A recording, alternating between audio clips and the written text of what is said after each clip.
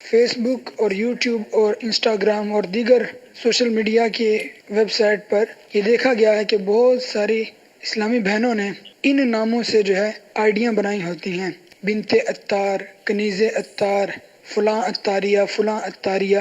اور ان کے بہت سارے دیگر فرینڈز بھی بنے ہوتے ہیں۔ تو آیا کہ یہ ایسا کرنا درست ہے اور کیا دعوت اسلامی کے حق میں ہے؟ اعلیٰ حضرت رحمۃ اللہ تعالی علیہ نے فرمایا کہ سورہ نور کی تفسیر پڑھاؤ، لڑکی کو سورہ نور کی تفسیر پڑھاؤ، سورہ یوسف کی تفسیر مت پڑھاؤ، کہ سورہ یوسف کی تفسیر میں، اور یہ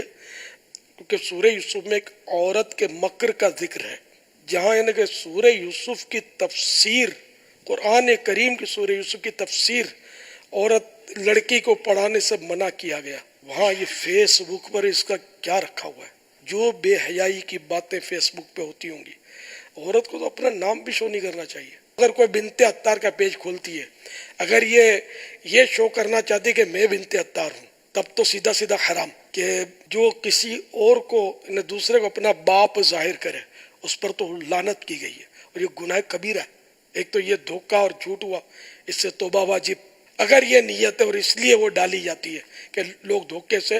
یہ اس پیج کی وزٹ کریں اس کو، باقی اور طرح سے اب عطاریہ لکھے، قادریہ لکھے، رضویہ لکھے یا نہ لکھے، مگر ہو اسلامی بہن، وہ پیج نہ چلائے۔ جو مجھ سے وابستہ ہیں ان کو تو میری طرف سے اجازت ہی نہیں ہے۔ اگر جو مطلب واقعی عطاریہ ہیں اور جن کے خمیر میں عطاریت ہے، ان کو تو اجازت نہیں ہے اپنے پیج چلانے کی۔ بہرحال جو بھی میری مدنی بیٹی، اب وہ عطاریہ نہیں بھی ہے لیکن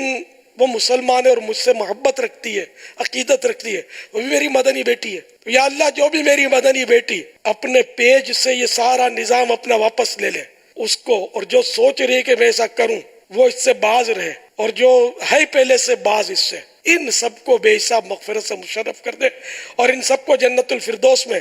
بی بی فاطمہ کا پڑوس نصیب فرما، آمین، بجاہ النبی الامین صلی اللہ تعالی علیہ وآلہ وسلم۔ صلو علی الحبیب صلی اللہ تعالی